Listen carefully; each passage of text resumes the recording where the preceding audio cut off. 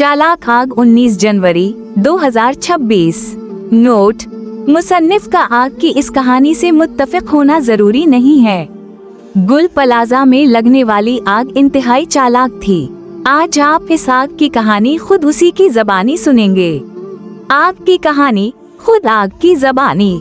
मैंने गुल प्लाजा में लगने के लिए इंतहाई मौजू वक्त का इंतखाब किया ताकि मैं तेजी से फैल सकूं और कोई मुझे बुझा ना पाए, और मैं गुल प्लाजा को भस्म करके 2.25 एकड़ के प्राइम लोकेशन को एक खाली प्लॉट में तब्दील कर सकूं और करीब बनने वाले प्लाजा को आबाद करवाने यानी बकवाने के अपने मिशन में कामयाब हो सकूं।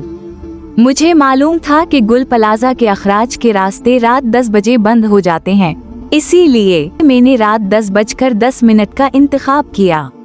मैंने वीकेंड यानी हफ्ते के दिन का इंतखाब किया क्योंकि मुझे पता था कि इस दिन तमाम सरकारी अफसरान या तो वीकेंड मना रहे होते हैं या अपने गांव गए होते हैं। प्लाजा में देर तक रश होगा और मुझे ज्यादा इंसानी जाने निगलने में आसानी हो जाएगी। शहर में मामूल से ज्यादा ट्रैफिक होगा और मुझे बुझाने वाले ताखीर से पहुंचेंगे।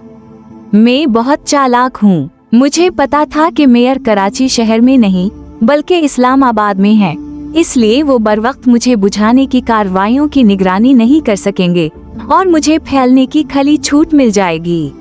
मैं वजीर आला सिंध और मेयर कराची की खुसूसी तौर पर शुक्रगुजार हूँ। इस्लामाबाद का फ्लाइट टाइम 2.25 घंटे का है, लेकिन मेयर 23 घंटों बाद और वजीर आला 19 घंटों बाद तब आए जब मेरा मिशन मुकम्मल हो चुका था।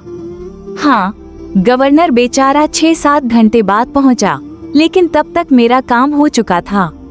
ये सब फोटो सेशन करवाने और खाना पूरी करने आए थे।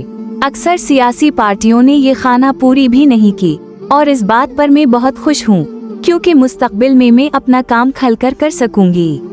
मुझे ये भी पता था कि कराची में वाटर हाइड्रेंट के मुआहदों की तजदीद नहीं की गई और इन्हें बंद करने का ऐलान हो चुका है, इसीलिए मुझे बुझाने के लिए वाटर टैंकर्स बरवक्त नहीं आएंगे।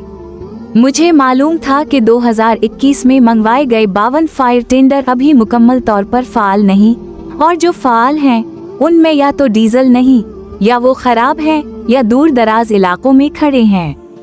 इसीलिए मुझे बुझाने के लिए सिर्फ 22 फायर टेंडर आए। मुझे ये भी मालूम था कि 5 में से 3 स्नार्कल्स खराब हैं और ज्यादातर फायर फाइटर सिफारिश पर भर्ती किए गए गैर तरबियत याफ्ता लोग हैं जिनके पास ना फायर प्रूफ लिबास है, ना मासिक, ना मुकम्मल सामान। मैं अपनी क्या चालाकियां आपको बताऊं।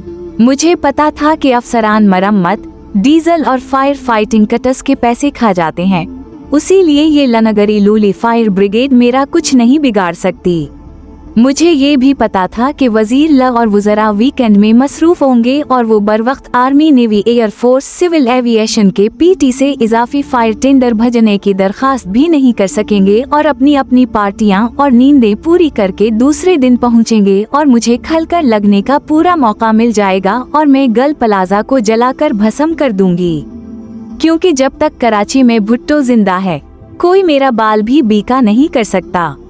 मैं तबाही फैलाती रहूंगी, इंसानी जानें लेती रहूंगी। और आखिर में एक राज की बात सुन लो, अब मेरे पास जदीद तरीन केमिकल मौजूद हैं। जब मैं लगती हूँ तो पानी मुझे नहीं बुझा सकता और जिसके पास मेरा इलाज नहीं वो मुझे रोक भी नहीं सकता। दिलों में लगने वाली आगों की कहानी फिर कभी सुनाऊंगी।